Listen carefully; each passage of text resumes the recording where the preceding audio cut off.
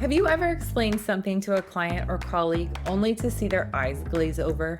Or spend time crafting the perfect email only to get a confused response? If so, you're not alone, because in financial services, one of the biggest communication challenges isn't just knowing the right answer, it's making sure others actually understand it. Welcome to the Integrated Leader Podcast. I am Lauren Marie. And this week, we've been talking about communication as a leadership superpower.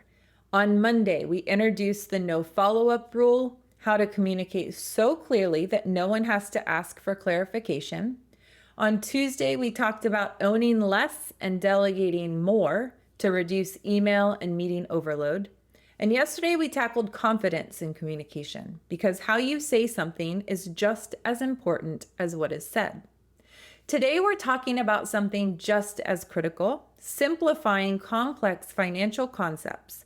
Because in this industry, if a client doesn't understand your advice, they won't act on it. And if a team member can't follow your instructions, work slows down. The best communicators don't sound smart by using big words. They sound smart by making things simple. Why simplicity matters. Financial professionals spend years developing your expertise. Your expertise alone, though, is not enough. Leaders who can break down complexity, whether it's market trends, tax strategies, or operational workflows, create stronger teams and better client relationships. When people understand the why behind a decision, they move faster and with more confidence. For example, let's say a leader tells their team, we need to increase client touch points this quarter to drive retention. That's really vague. What does that even mean? How often? In what format? A clearer version would be, each advisor should schedule one proactive check-in per client this quarter. Use our CRM to log the interaction and note any concerns they raise. That level of clarity removes ambiguity and makes action easy. So, how do we do it? Here are the steps. Step 1, use plain language, not jargon. It's easy to default to industry terms, things like asset allocation, capital preservation, or tax loss harvesting. But even within financial teams, not everyone processes these concepts the same way.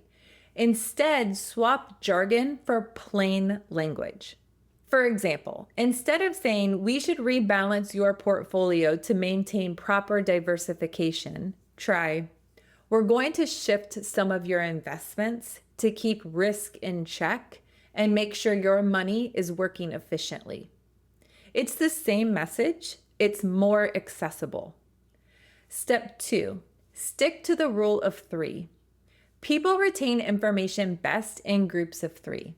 If you overload them with details, they'll forget most of it.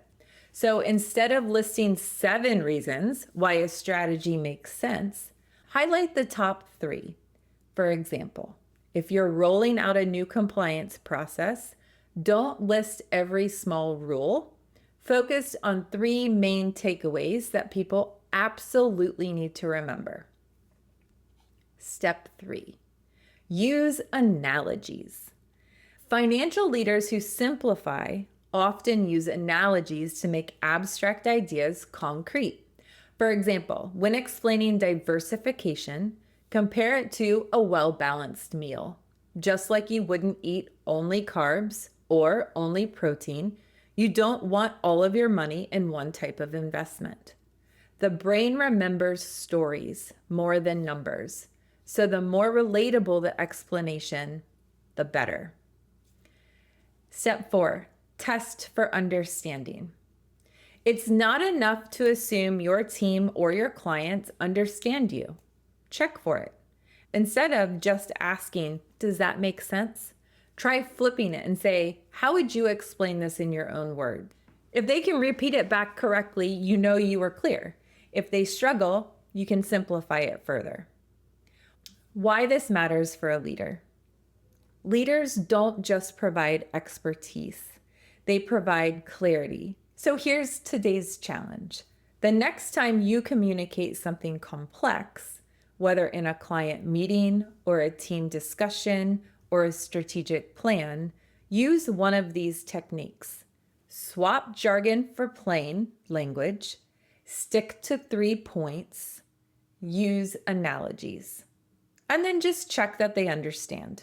You'll be amazed at how much more effective your communication can become. Tomorrow, we're wrapping up the week by talking about the power of intentional listening, because the best communicators don't just talk, they listen. Make sure you're subscribed so you never miss an episode of Actionable Leadership Insights. I'll see you tomorrow.